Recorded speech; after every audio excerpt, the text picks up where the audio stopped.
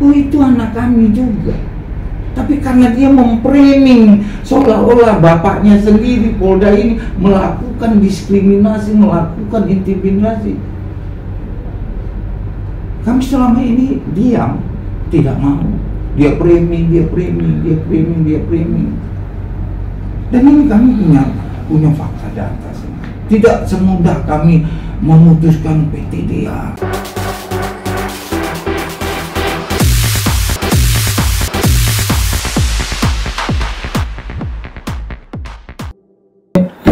Abang sudah jelas sekali, udah jelas sekali sih. Jadi begini, sesuai tadi apa yang disampaikan Suster dengan kami datang, coba kita keluar dari, kami tidak mau terlalu ikut campur dalam urusan internal Polri. Yang pertama, kemudian dari undangan yang saya dapat, seharusnya jika Rudy setelah Rudy Soik diberhentikan dari tugas penyelidikan, artinya tugas penyelidikan tetap dilanjutkan. Nah, berdasarkan BAP kan, kemudian bukti-bukti yang kemarin Rudy Soik beberkan di sana.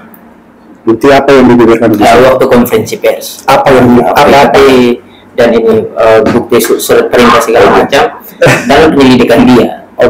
Nah, kan ada beberapa nama, misalnya kan nama Ahmad Ansari disebutkan.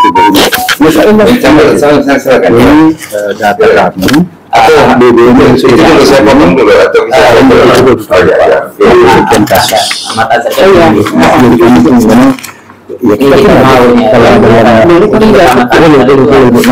misalnya Al-Ghazali tahun 2013 dan 2024 satunya ada 4 kasus di seluruh wilayah. Artinya ini komitmen dan pertama juga ada selama Februari Al-Ghazali ini muncul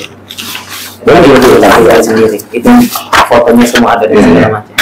Nah, jadi kami ini sebenarnya tidak mau terlalu ikut campur tapi yang kami mau adalah BBM ini harus dilanjutkan. Kenapa Ahmad Ansari sampai sekarang mereka masih terbuka? Sayangnya kan Didi.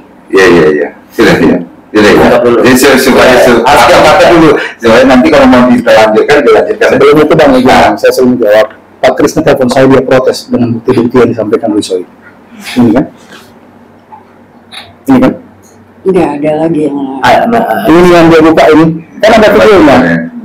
Lalu ini dokumen yang diberikan oleh dia, kasus lama, bukan hasil penyidikan Soik. Dan hasil pengungkapan oleh jajaran Polsek Alak waktu itu foto Kapolres lama, saya dia bilang, saya Kapolresnya. Itu juga itu langsung contohnya. Jadi saya jelasin ya deh ya. Proses tadi sudah disampaikan oleh Pak Kabid Humas bahwa proses yang kita tangani adalah mekanisme yang dia lakukan, terutama masalah kasus BBM. Ya. Yang kami proses adalah penyalahgunaan wewenang satu dan dengan menyalahi ketentuan yang diatur oleh standar operasi prosedur dalam hal melakukan penegakan hukum. Itu dulu masalah SOP ya, yang dibilang polis lain. Kenapa kami melakukan itu? Dia mengaku melakukan aneh di ruangan karaoke terhadap penanganan kasus BBM. Mengaku dari keterangan dia. Kita tanya pengawas sebelumnya, tidak ada.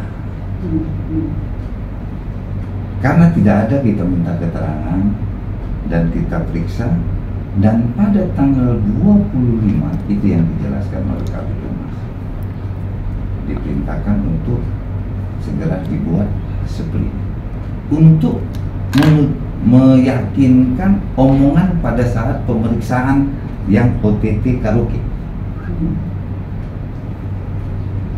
Kemudian tanggal 25 dia mengatakan bahwa dia melakukan penyelidikan mafia BBM yang dia katakan dari media sosial, dan saya sudah jelaskan juga, yaitu tanggal 15 Juli sampai tanggal 25 Juli pada saat OTT.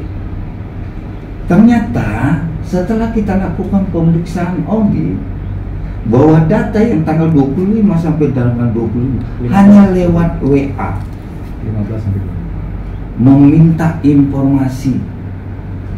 Itu dia pegang, ada datanya sama kita. Gitu. WA. Ini WA-nya semua. Itu untuk pemeriksaan.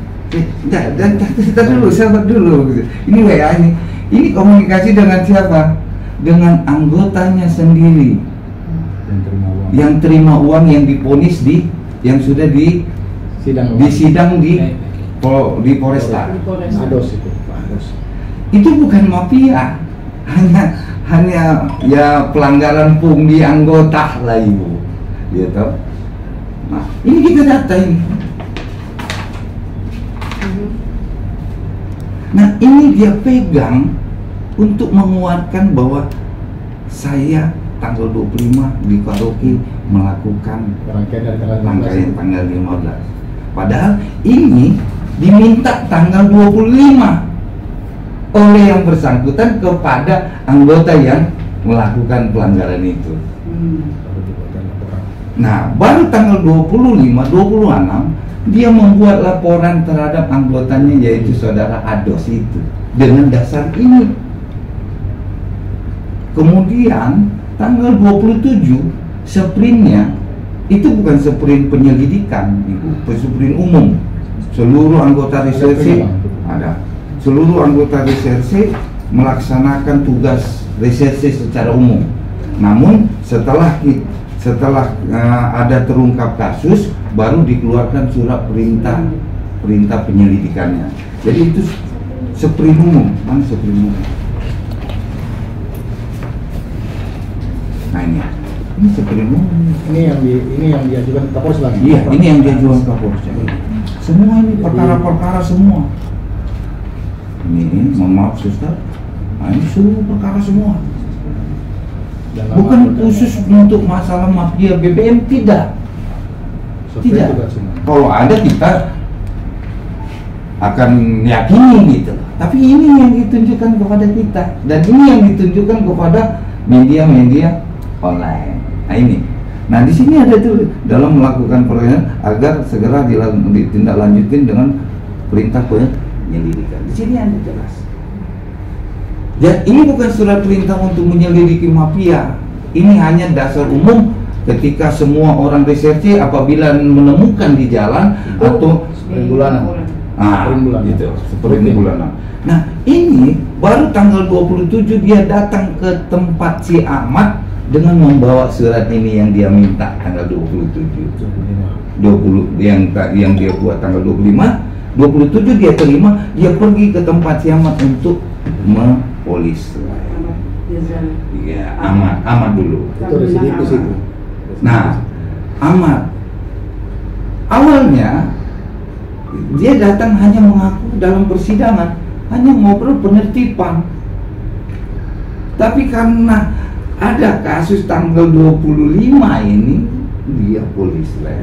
Makanya tadi Pak Kabid Humas menanya, tadi menjelaskan, Pak Kabid melapor kepada Pak Kapolres, kamu polisi apa? Kasat saya juga, loh, kamu polisi yang mana? Dan itu ada tertuang di dalam berita acara pemeriksaan. Nah inilah yang dikembang terus selama ini. Kita diam karena kita pun sangat tidak suka dengan hal peristiwa yang ibu pendeta antara kita dengan kita ini, apa yang dikatakan Pak Kabid Humas, oh itu anak kami juga. Tapi karena dia memframing seolah-olah bapaknya sendiri Polda ini melakukan diskriminasi, melakukan intimidasi. Kami selama ini diam, tidak mau. Dia framing. Dan ini kami punya fakta data semua. Tidak semudah kami memutuskan PTDA dengan mudah dan penuh pertimbangan dan lain sebagainya. Alasan-alasan pertimbangan yang perlu kami jelaskan, yang sudah kami sampaikan dan sebagainya. Nah ini di bawah frame kita pun jadi, loh ini kok jadi seperti ini. Kok dia seolah-olah membesarkan bahwa mafia BBM? Kita sendiri dalam pertanyaan, siapa mafia BBM yang dia sebut? Tidak ada datanya. Di sini tidak ada, dia hanya minta. Malah dia bilang, kamu berapa terima duit? Mana yang kecil itu, Mas? Ini dari depan. Enggak, yang kecil. Ada yang kecil. Ini yang di sana. Malah dia tanya, Das, kamu terima berapa sih? Udah terima berapa? Udah terima duit kamu? Terima berapa? Lah, dia sendiri nanya, udah terima duit kan? Itu ada di WA kita punya dia. Nah, itulah yang terus berkembang yang kita lakukan.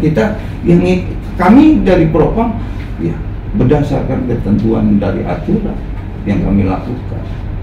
Dan ternyata dari hasil pemeriksaan dalam persidangan, dia selalu bawa berkas, satu berkas itu yang satu bundel dia katakan sebagai alat bukti dan bukti itu yang dijelaskan oleh Pak Kabid Humas bahwa itu kasus-kasus di tahun 2022, 2021, 2023 zaman yang bersangkutan yang sudah selesai. Makanya yang Kapolresnya Krisna ada telepon saya, loh itu kok kerjaan saya semua yang diekspos itu Rudi jadi anak buah saya. Terus satu lagi yang tentang Rudi informasikan bahwa ada oknum anggota yang terima uang itu, saya clearkan apakah enggak yang dia punya jumpa pers itu bahwa ada orang memberikan uang kepada anggota, apakah itu sudah diproses yang tadi Pak Sormin bilang kasus lama yang sudah diproses atau baru lagi itu? Jadi gini, yang kasus anggota yang atas nama Ado sudah diproses. Sudah ya berarti. Terkait masalah yang dia framing bahwa media respon bahwa ada salah satu kanit yang disampaikan oleh Ahmad, ya dari keterangan Ahmad nggak pernah ada pemberian dan lain sebagainya. Al-Ghazali juga tidak pernah. Dan kasus yang dia kasus yang dulu tahun 2020, 2021, 2022 itu sudah diponis semua, sudah inkrah.